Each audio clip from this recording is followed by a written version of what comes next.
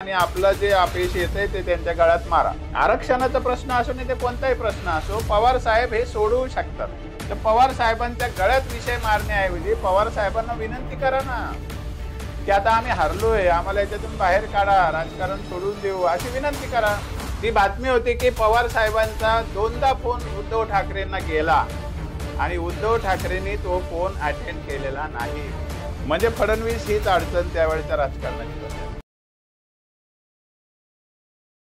खरं तर आपण या YouTube चॅनलवरती वेगवेगळ्या विषयांवरती गप्पा मारतो। सामाजिक विषय असेल, राजकीय विषय असेल, आर्थिक विषय असेल, याबद्दल आपण चर्चा करतो। आणि आता अशीच एक अत्यंत महत्त्वाची चर्चा आपल्याला आजच्या या व्हिडिओच्या माध्यमातून करायची आहे। खरं तर 2 दिवसापूर्वी शरद पवार आणि एकनाथ शिंदे यांच्यामध्ये एक भेट झाली। या भेटीचा वृत्तांत कुठल्याही प्रकारे बाहेर आलेला नाहीये। आता शरद पवार भेटले म्हणजे काहीतरी असणार हे कुठल्याही लोकाला, कुठल्याही महाराष्ट्रीयन मराठी माणसाला समजेल इतकं ते स्पष्ट आहे। परंतु संदिग्धता हीच पवारांची खरी ताकद आहे। आता या भेटीचा नेमका अर्थ काय आहे तेच आपल्याला या व्हिडिओच्या माध्यमातून जाणून घ्यायचंय।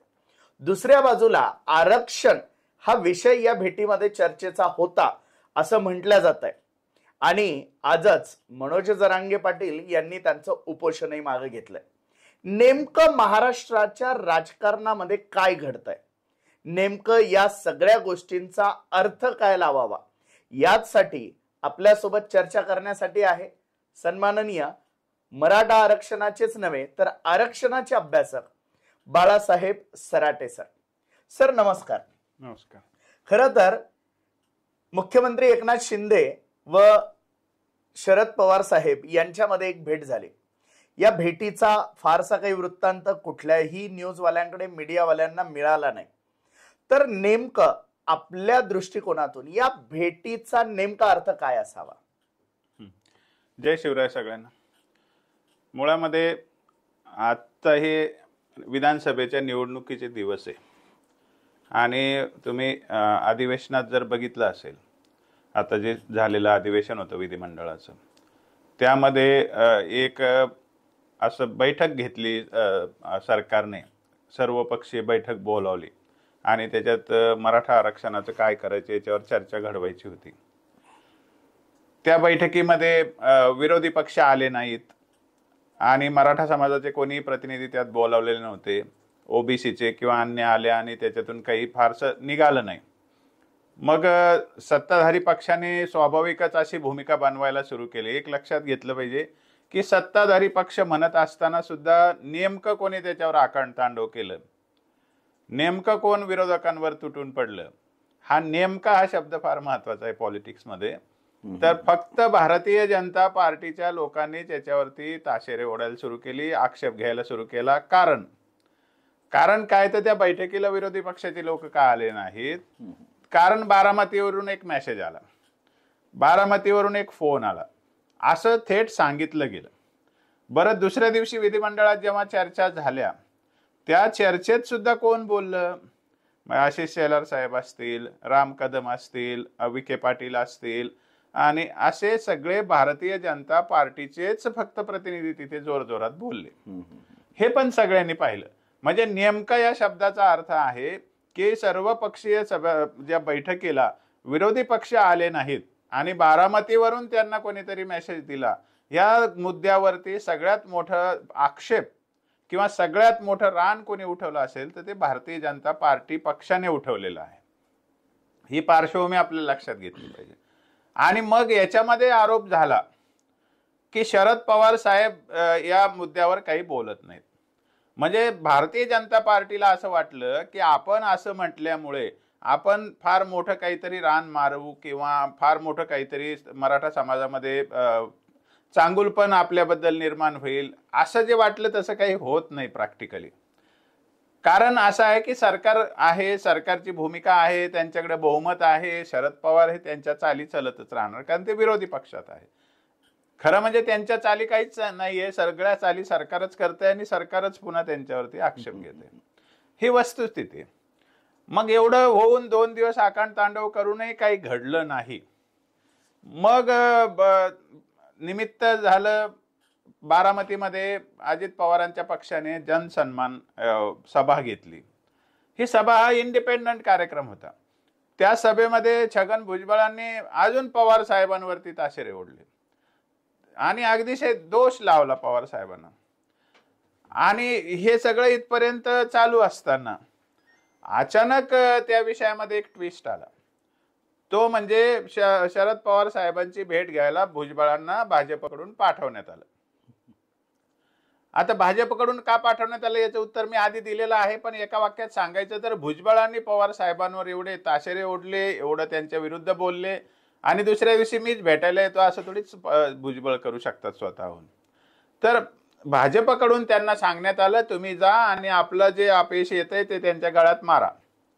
आता हे पवार साहेब सगळं जाणून आहेत, पवार साहेब सगळे ऑब्झर्वर आहेत, पवार साहेब या विषयातले तज्ज्ञ आहेत आणि भुजबळांनी सांगितल्याप्रमाणे ते महाराष्ट्राच्या नस नस ओळखतात.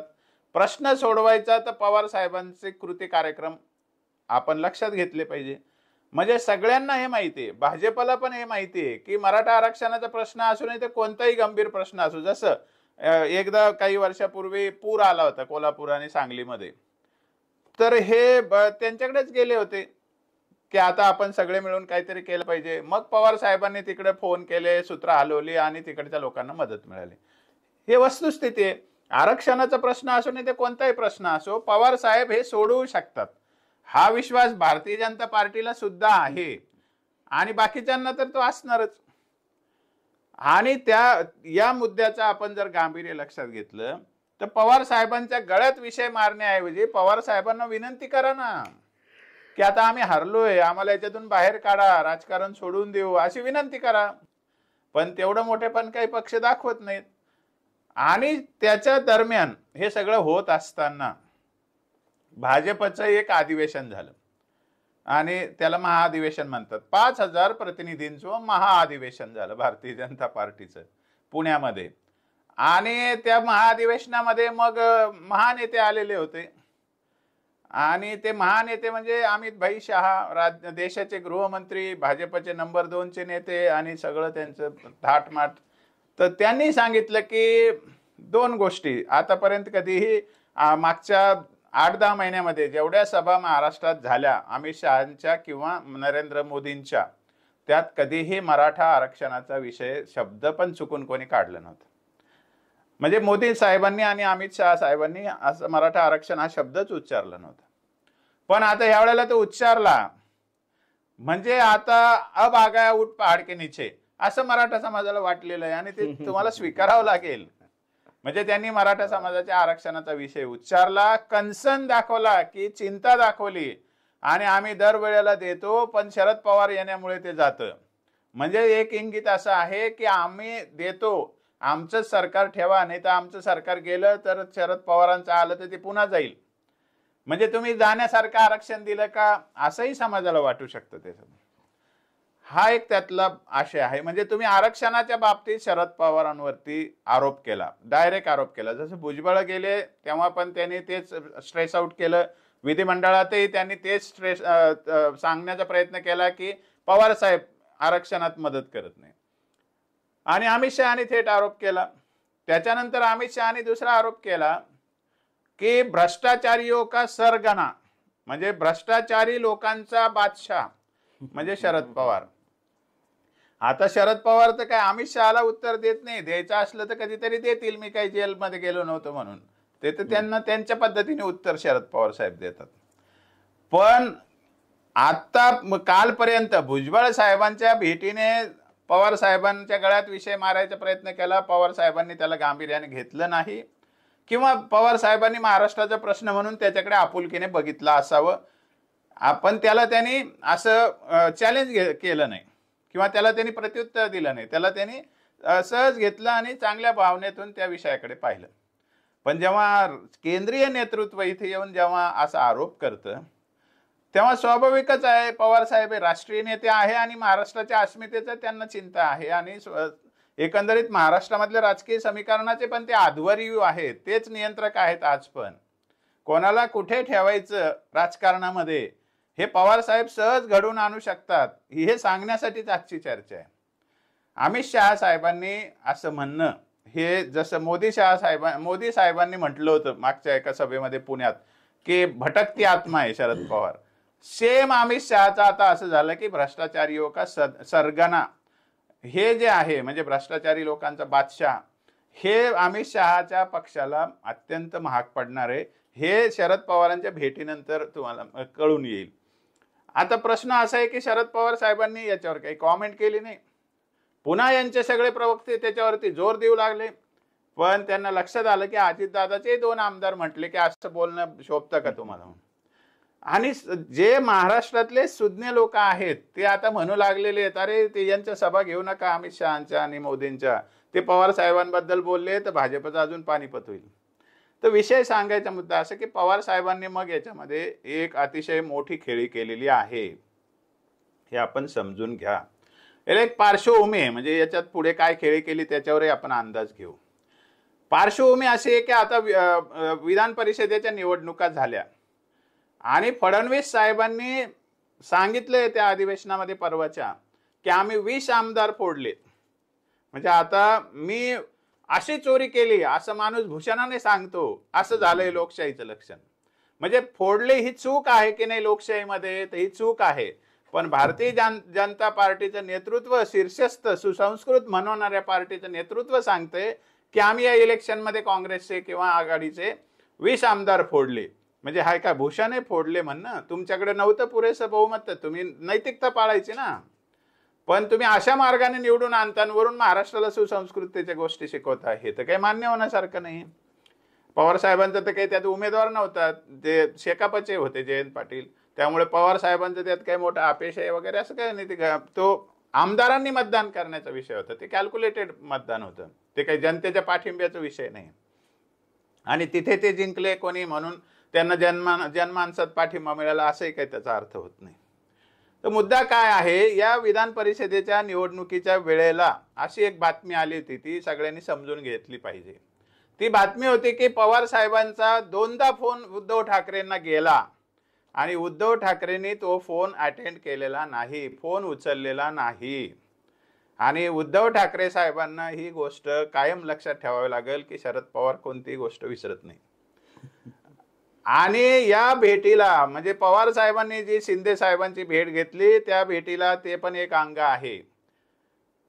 एक लक्षात घ्या की शिंदे साहेबांना पवार साहेब भेटायला गेले, जे जनरल विषय होते ते सगळ्यासमोर चर्चेला आले, म्हणजे त्यांचे अधिकारी पण तिथे होते, ते विषय सगळ्यांना माहीत झाले. दुधाचे असतील, शेतीचे असतील, आणखी काही प्रश्न असतील, जनरल प्रश्नाची चर्चा सगळ्यांसमोर झाली.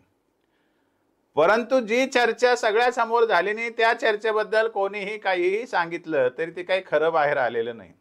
आणि ती चर्चा जर वेगळी नसती, ती चर्चा जर एकूण विषय जे आता चर्चेत आहे त्याच्या पलीकडची नसती, तर ती समोर आलीच असती. 3-4 दिवसामध्ये फडणवीस साहेबांच्या पक्षाकडून आली असती, किंवा शिंदे साहेबांच्या प्रवक्त्याकडून आली असती, किंवा स्वतः शिंदे साहेबांनी मीडियाला त्या ठिकाणी ॲड्रेस केला असतं, तिथून आली असती.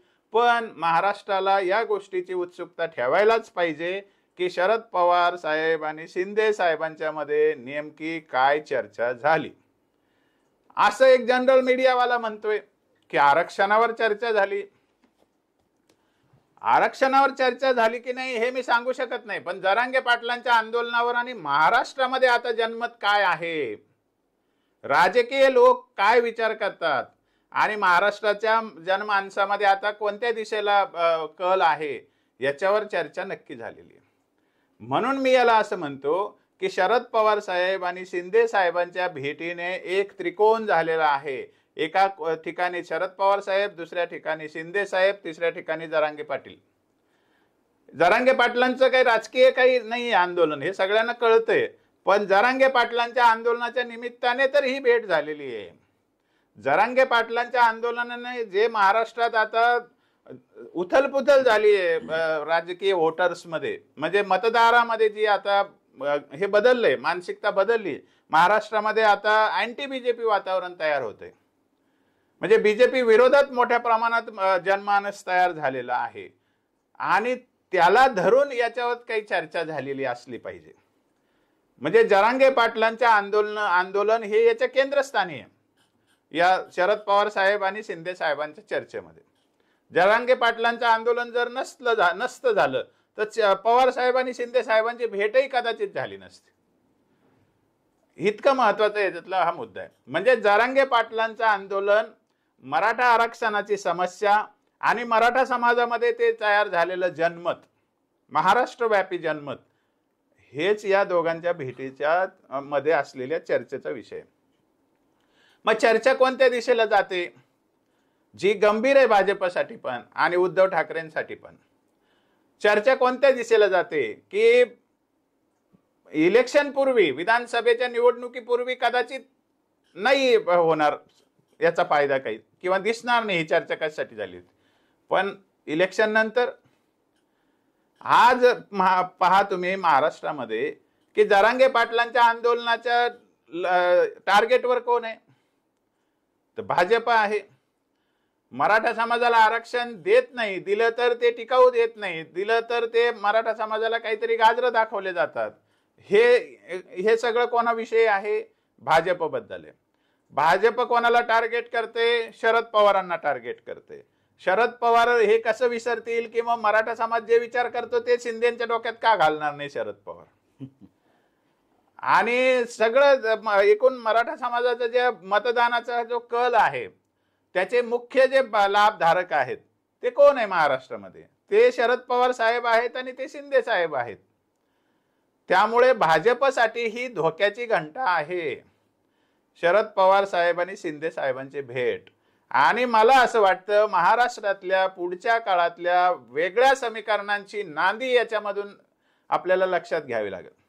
म्हणजे कदाचित उद्या आतून असेल, बाहेरून असेल, प्रत्यक्ष असेल, अप्रत्यक्ष असेल, शिंदे साहेब आणि पवार साहेबांच्या राजकारणाची दिशा कदाचित हँड इन हँड, म्हणजे एका दिशेला, म्हणजे बरोबरीने असेल किंवा एकमेकाला पूरक असेल, हे आपल्याला लक्षात घ्यावं लागेल. आणि या भेटीचा मुख्य जो मतितार्थ आहे तो हा आहे, जरांगे पाटलांच्या आंदोलनामुळे, जरांगे पाटलांच्या मागणीमुळे जे महाराष्ट्रात भाजप विरोधी वातावरण झालेलं आहे, त्या भाजप विरोधी वातावरणाला एनकॅश कसं करायचं, त्याचा फायदा कसा करून घ्यायचा आणि महाराष्ट्रात स्थैर्य कसं मिळवायचं, हे शरद पवार साहेब आणि शिंदे साहेबांचं भेटीचं मोठं त्या ठिकाणी काहीतरी गुपित आहे, हे आपण सगळ्यांनी लक्षात घेतलं पाहिजे. एकूणच काय म्हणजे बोला, एकूणच काय तर हा म्हणजे त्रिकोण बनतोय, राजकीय त्रिकोण आपल्याला याला म्हणता येईल का? जरांगे पाटलांचं आंदोलन आणि त्या निमित्ताने एकत्र आलेले शिंदे पवार, असं हे त्रिकोण तर नाही बनवू पाहते महाराष्ट्रामध्ये. हा, जरांगे पाटील एक राजकीय नाही आहेत, मराठा समाजाचं आंदोलन राजकीय नाही आहे, पण ते सोडवायचं राजकारण्यानेच. हा बरोबर. मग त्याचा फायदा पण राजकारणीच घेणार ना. आणि तो फायदा कोणी घ्यायचा, मिळून कसा घ्यायचा, एका दिशेने कसं जायचं, एकमेकाला सपोर्ट कसा करायचा, प्रत्यक्ष अप्रत्यक्ष, याच्यावर चर्चा नक्की होते. शरद पवार साहेब एक वाक्य बोलले तरी काम होतं, ते वाक्य काय बोलले हे थोडीच आपल्याला कळणार आहे. पण मी जेवढं शरद पवार साहेबांना जवळून अभ्यासतो आणि शरद पवार साहेबांशी माझी अनेकदा चर्चा होते. शरद पवार साहेब हे राजकारणातले भीष्म पितामह आहे म्हणतात, तर ते भीष्म पितामह आहेत, विचारक आहेत, अभ्यासक आहेत, पण दिशादर्शक पण आहे ना. राजकारणाचा प्रभाव बदलण्याची ताकद आहे ना त्यांच्यामध्ये. हे का, हे पण मी तुम्हाला सांगतो की आता तुम्ही हे समजून घ्या. उद्धव ठाकरेंच्या बद्दल मी तुम्हाला सांगितले की उद्धव ठाकरे हे फोन उचलला नाही शरद पवार साहेबांचं, ही फार मोठी लक्षात घेण्यासारखी गोष्ट आहे. दुसरी गोष्ट अशी की भारतीय जनता पार्टीने शरद पवार साहेबांचा पक्ष फोडला. आता भारतीय जनता पार्टीने महाधिवेशनामध्ये काय सांगितलं की मुख्यमंत्री महायुतीचाच होणार, पण आपल्याला जास्तीत जास्त जागा निवडून आणायच्या. म्हणजे जास्तीत जास्त जागा निवडून आणायच्या, तर उद्या मुख्यमंत्री साहेब एकनाथ शिंदे राहतील का? भाजपला तर एकनाथ शिंदेना राहू द्यायचं नाही ना. बरोबर. हा तर महत्वाचा फॅक्टर आहे की नाही राजकारणातला. आणि एकनाथ शिंदे साहेबांचं जर मुख्यमंत्री पद जाणार असेल या इलेक्शन नंतर, तर एकनाथ शिंदे साहेबांना सुद्धा पुढची खेळी करणं भाग आहे. आणि आता केंद्रीय पातळीवर जे पक्षाची गरज होती शिंदे साहेबांच्या बद्दलची, ती गरज त्यांची भागलेली आहे. महाराष्ट्राचं राजकारण आता ते राहिलं नाही जे लोकसभेपूर्वी होतं. कोणाला तरी ईडीची भीती दाखव, कोणाला तरी हे कर ते कर, आता ती भीती राहिलेली नाही राजकारणामध्ये. उद्या शिंदे साहेबांना जर पवार साहेबांनी आपल्या बाजूला ओढलं किंवा त्यांचं मत परिवर्तन केलं तर देशातलं राजकारण बदलू शकतं, याची जाणीव सगळ्यांनी ठेवावी. कारण आता देशातलं राजकारण हे सुद्धा टोकावर आहे, ते काही एवढं स्टेबल नाहीये. आणि ईडी किंवा हे जे पहिले भीतीचे त्यांचे शस्त्र होते ते शस्त्र आता तेवढे पॉवरफुल राहिलेले नाहीत. मग आज प्रत्येक पक्ष स्वतःचा स्वाभिमान बघणार. म्हणजे शरद पवारांना हे दुःख नाही का त्यांचा पक्ष भाजपने फोडला? शरद पवारांचं हे दुःख नाही का त्यांना भटकते आत्मा म्हणलं किंवा त्यांना काल भ्रष्टाचारी हो का सरगना म्हटलं? हे ते काही विसरणारे नाहीत ना. महाराष्ट्राने तरी ते का विसरावं? म्हणजे ज्यांनी भ्रष्टाचारी लोकच घेऊन त्यांचा पक्ष सजवला ते लोक दुसऱ्याला भ्रष्टाचारी म्हणतात. ते महाराष्ट्रात कोणी ऐकून घेत नाही, त्यांना समजतं. पण मला यातलं गांभीर्यपूर्वक हे सांगायचं की उद्याच्या राजकारणाची दिशा बदलू शकते, उद्याच्या राजकारणाचे समीकरण बदलू शकतात. कारण शिंदे साहेबांना पण मुख्यमंत्री राहायचे, उद्धव ठाकरे पवार साहेबांना चॅलेंज देऊन फसलेले आहेत आणि फडणवीसांना पण मुख्यमंत्री व्हायचे. मग फडणवीस आणि भाजप त्यांची चाल चालणार ना शिंदेना सेकंड करण्यामध्ये. मग त्याच्या आधीच पवार साहेब शिंदे साहेब एकत्र बनून त्यांना कॉर्नर करू शकतात ना. मग याच्यामध्ये ही मोठी लॉंग टर्मची राजकीय खेळी आहेत. आता असा प्रश्न मराठा समाजाला पडू शकतो की मग याच्यातून मराठ्यांचा फायदा काय? मराठा समाजाचा विषय असा आहे की आपल्या एकूण आंदोलनामध्ये तुम्हाला भाजपच महत्वाचा व्हिलन वाटतोय ना, तर मग निदान भाजपला याच्यामध्ये जागा दाखवून देण्याचं समीकरण असू शकतं. ही एक आशावादी गोष्ट मराठा समजू शकतो. दुसरी गोष्ट अशी की आपल्या आरक्षणाच्या दृष्टीने राजकीय फायदा वेगळी गोष्ट, राजकीय आपली अस्तित्वाची गोष्ट वेगळी असते, आरक्षण हा वेगळा मुद्दा आहे. तर शिंदे साहेब तर आरक्षणाच्या दृष्टीने पॉझिटिव्ह आहे, ते सगळ्यांना माहिती आहे. त्याच्यात कदाचित शरद पवार साहेबांची ते मदतही घेऊ शकतात आणि त्या दृष्टीने ते जमू शकतं त्यांचं. पण मुळामध्ये असं आहे की राजकीय अस्तित्व काय राहील महाराष्ट्रात, कोणाचं किती ताकद राहील, कोण जवळ येतील, कोण दूर जातील, कशा आघाड्या बनतील, याच्यामध्ये काही ना काहीतरी सुतोवाच या मीटिंगमध्ये शिंदे साहेब आणि पवार साहेबांच्या भेटीत झालेलं असावं असं मला ठाम वाटतं. मी जेवढं पवार साहेबांना ओळखतो किंवा जेवढं मला आता राजकारणाचा अभ्यास मी करतो त्याच्यावरून तरी असं वाटतंय. मग नेमकं जर समजा असं जर होत असेल तर देवेंद्र फडणवीसांना कॉर्नर केल्या जात आहे का या सगळ्या राजकीय प्रवाहामधून? त्यांना बाजूला पाडण्याचा प्रयत्न होतोय का? आणि जर समजा होत असेल तर मग ते फडणवीसांचं भविष्य काय या सगळ्या गोष्टींमध्ये? नाही, मला असं म्हणायचं की फडणवीस साहेबांबद्दल मी असं बोललेलं त्यांना कदाचित आवडणार किंवा भाजपलाही आवडणार नाही. पण जे राजकीय मला समजतं त्याच्यातून कदाचित त्यांना काही बदल करायचा असेल, धडा घ्यायचा असेल, त्यांनी जरूर घ्यावा. मुद्दा असा आहे की मागच्या 2019च्या निवडणुकीचाही विषय आपण घेऊ. त्यावेळेलाही फडणवीस साहेबच म्हणले की मी पुन्हा येईन, मी पुन्हा येईन, मी पुन्हा येईन. आणि त्यावेळेला त्या वाक्याला लोकांनी इगो म्हणून घेतलं किंवा त्यांचं जे स्वभाव लोकांना आवडला नाही की हे हुकुमशाही प्रकार झाला हा मीच येईन म्हणणं. आणि तेव्हाही दुसऱ्या कोणीतरी मुख्यमंत्री पदाचा कॅन्डिडेट असेल तर ठाकरे साहेब म्हणले आम्ही त्याला पाठिंबा देतो. म्हणजे फडणवीस हीच अडचण त्यावेळेच्या राजकारणाची पण झाली. पण भाजपमध्ये पण काय झालं, आता व्यक्तिवादी राजकारण झाल्यामुळे फडणवीस नाही तर मग कोणीच नाही अशी भूमिका मागच्या वेळेला घेतली आणि त्यांना राजकारणातून बाहेर पडावं लागलं. मग केंद्रीय सत्तेच्या आधाराने शिंदे साहेबांच्या त्यांना साथ मिळाली आणि त्यांचं पुन्हा एकत्र ते आले. पण मुळातही त्याच्यातही मुख्यमंत्री म्हणून फडणवीस साहेबांना स्थान नाही मिळालं. त्याच्यासाठी त्यांनी अजितदादा आणि सकाळची शपथ घेतली, तीही भाजपचे एकूण जे केडर आहे त्याला ती भावली नाही. आणि याच्यामध्ये शिंदे साहेबांबरोबर सरकार जरी आलं तर भाजपचं ते सरकार आहे असं म्हटलं जात नाही, जरी ते आतून कंट्रोलर असले तरी. आणि आता सुद्धा नंतर त्यांनी अजितदादाला घेतलं. शिंदे साहेब आणि पवार साहेबांचं एकमेकाकडे आकर्षित होण्याचं कारण अजितदादा हे पण आहे. म्हणजे अजितदादा पवार साहेबांच्या मधून बाहेर पडले आणि शिंदे साहेबांना शेळ देण्यासाठी ते भाजप बरोबर आहेत. म्हणजे भाजप कदाचित अजितदादाला बरोबर घेऊन त्यांना वेटेज देण्याचा प्रयत्न करू शकतं. ही पण एक राजकारणातली भीती आहे ना. तर त्यामुळे भाजप हा समान सगळ्यांचा टार्गेट करण्यासारखा हे आहे, एक विषय आहे. म्हणजे भाजप हा कॉमन शत्रू झाला सगळ्यांचा. शिवसेना फोडली, राष्ट्रवादी फोडली, शिंदेंना उद्या मुख्यमंत्री बनू देत नाही, शरद पवारांवरती आरोप लावतात आणि जरांगे साहेबांना पुन्हा छळतात. म्हणजे मराठा समाजाचा मेन विलन भाजप किंवा स्वाभाविक त्यांचे नेते फडणवीस आहेत. पक्ष फोडणारे, राष्ट्रवादी फोडणारे फडणवीस आहेत. शिंदे साहेबांना उद्या मुख्यमंत्री बनवून न देणारे फडणवीसच आहेत. म्हणजे सगळ्या याचं एक एकंदरीत अक्युम्युलेटेड इफेक्ट म्हणतो आपण, साकळलेला इफेक्ट काय आहे परिणाम, की शिंदे हे कॉर्नर होणार, म्हणजे फडणवीस साहेब कॉर्नर होणार. आणि भाजपमध्ये आता व्यक्तिवाद असल्यामुळे ते समजूनच घ्यायला तयार नाही की याचा मोठा फटका त्यांना बसू शकतो. बरोबर. आणि तो फटका बसतोय, दिसतंय. काही इलेक्शन खूप दूर राहिलेलं नाही आता. म्हणजे जरांगे पाटलांच्या आंदोलनाची जी उंची आहे, मराठा समाजात जो द्वेष आहे, राग आहे, आक्रोश आहे, तोही आहे. आणि कोणता प्रश्न सुटला की जेणेकरून महाराष्ट्र सुजलाम सुफलाम झाला असं म्हणता येईल.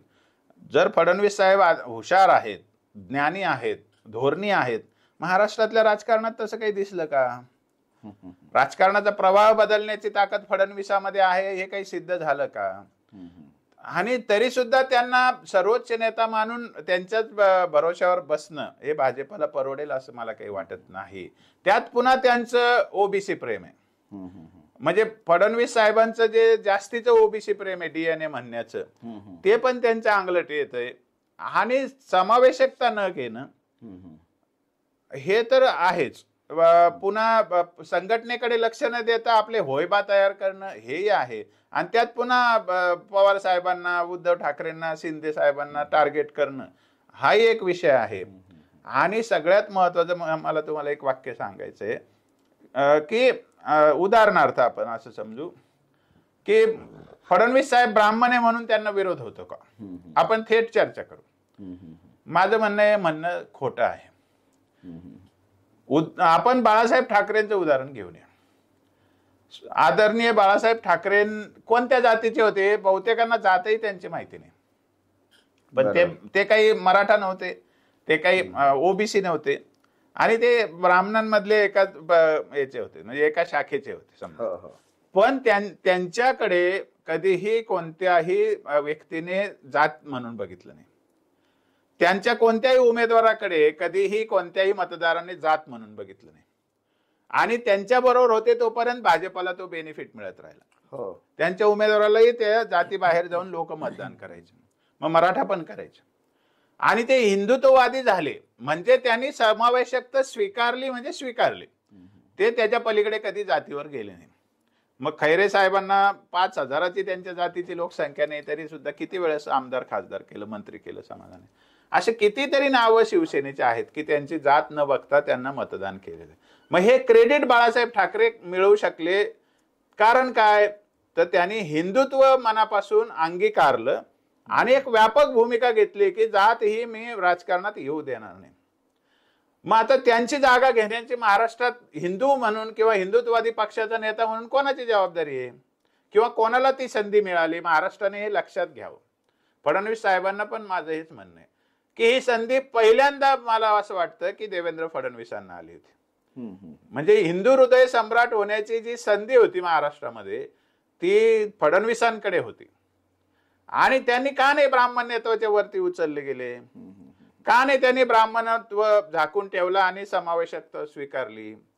का ते ओबीसी माझा डीएनए, मी ब्राह्मण आहे म्हणून मला नाव ठेवतात आणि मला मराठी विरोध करतात आणि मग असं परसेप्शन तयार करतात, पर्स्पेक्टिव्ह तयार करतात, नॅरेटिव्ह तयार करतात की मी ब्राह्मण आहे म्हणून मला मराठी असं करतात, मी ब्राह्मण आहे म्हणून माझं असं करतात.